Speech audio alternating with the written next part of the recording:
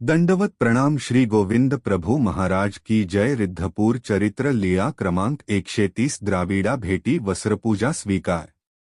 द्राविड प्रदेशात दक्षिण भारताचा भाग एका गावात कृष्णभट नावाचे एक विद्वान पंडित होते।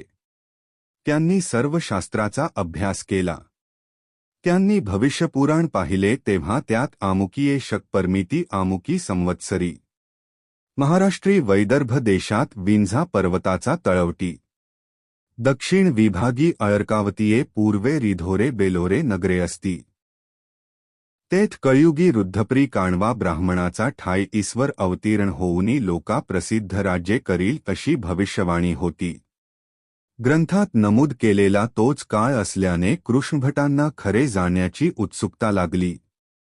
तया ठाया जाईजे काय पा हे शास्त्र सत्य की मिथ्या तरी पाहो ना का असे मनाशी ठरवून कृष्णभट महाराष्ट्रात येण्यासाठी निघाले। सोबत प्रवासाचे सामान वाहून नेणारा बैल, आपल्या गावचे काही तांदूळ गुळ आणि एक सुती वसर घेतले।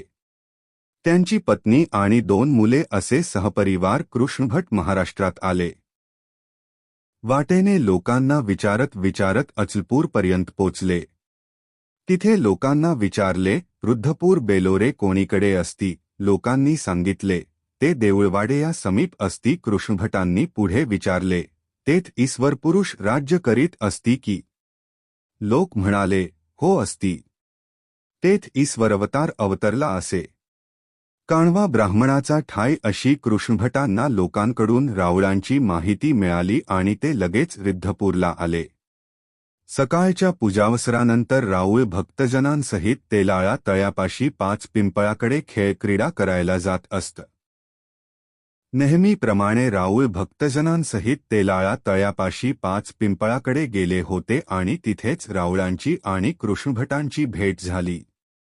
शास्त्रामध्ये नमूद केलेले सर्व खुणा कृष्णभटांनी राऊळाच्या ठिकाणी पाहिल्या। कृष्णभटांनी राऊळांना संस्कृत भाषेत विचारले, आपण काय? राऊळ ही संस्कृत भाषेत उत्तर देत म्हणाले, नाहम मनुष्योन देव्यक्षु न ब्राह्मण क्षत्रिय वैश्य शूद्राहन ब्रह्मचारी न गृही वनस्थो भिक्षुरंचाहन निजबोधरूप।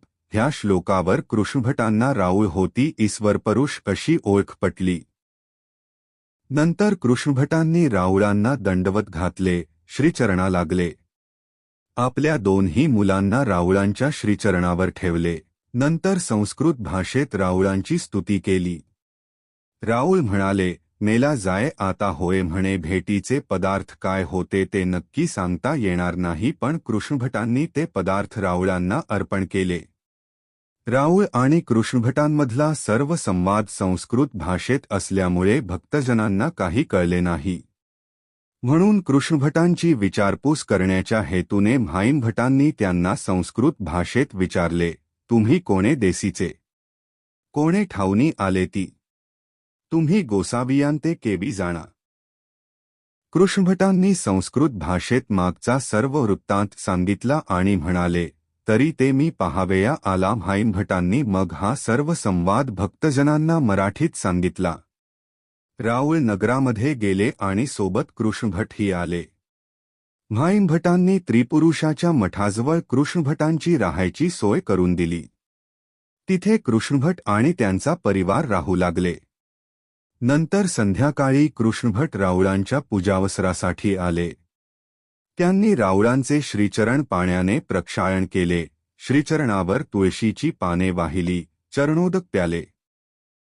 नंतर आपल्या भाषेत राऊळांची स्तुती करू लागले, आजी माझे या शास्त्र अभ्यासाचे सार्थक झाले जे गोसावियांशी भेटी झाली। नंतर ते आपल्या राहत्या ठिकाणी गेले। दुसऱ्या दिवशी म्हाईंभटांना विचारून कृष्णभटांनी राऊळांना उपहारासाठी विनंती केली।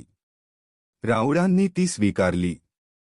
कृष्णभटांनी आणलेल्या तांदूळापैकी अर्धा तांदूळाचा साधा भात शिजवला, अर्धा तांदूळ उसाच्या रसात शिजवला, वरून दूध ओतून वाढवले, त्यात साखर, खारीक, खोबऱ्याचे तुकडे घातले। अशा प्रकारे मालखंड नावाची खीर तयार केली। नंतर त्रिपुरुषाच्या मठामध्ये खांबापाशी 2 भिंतींच्या प्सेजमध्ये कृष्णभटांनी राऊळांना तेलाने मालिश दिली। नंतर अंगणात राऊळांचे स्नान झाले। मठामध्ये राऊळांचे आसन झाले. राऊळांच्या पूजावसराची सर्व तयारी कृष्णभटांनी केली होती. दक्षिण भारतातून निघताना कृष्णभटांनी एक वस्त्र आपल्यासोबत घेतले होते. इथे आणखी 2 उत्तम वस्त्र कृष्णभटांनी घेतले. असे राऊळांचे त्रिवडी 3 पदरी वस्त्र पूजन कृष्णभटांनी केले. धूपारती मंगळारती ओवाळली. नंतर एका ताटामध्ये मालखंड खीर वाढली. एकीकडे गुळाचे 5 ढेप ठेवले. मध्ये तुपाची वाटी ठेवली. शेरभर साखर, 13 केळी, सोललेल्या हरभऱ्याची पातळ भाजी असे सर्व पदार्थ राऊळांसाठी ताटात वाढले. राऊळ आरोगणा करताना आवो मेला जाये गोड आहे म्हणे असे प्रसन्नतेने म्हणत होते. अशी राऊळांची आरोगणा झाली. गुळण्या झाल्या. विडा झाला. कृष्णभट सहपरिवार 7-5 दिवस राऊळांच्या सन्निधानात राहिले. ते सकाळ संध्याकाळ राऊळांच्या पूजावसरासाठी येत होते. घराकडे निघताना कृष्णभटांनी राऊळांची आज्ञा घेतली. दंडवत घातले. श्रीचरणा लागले. राऊळांचे 2ही श्रीचरण आपल्या डोक्यावर ठेवले. नंतर ते सहपरिवार घरी परत निघाले. भाईंभट कृष्णभटांना काही अंतरावर सोडायला गेल.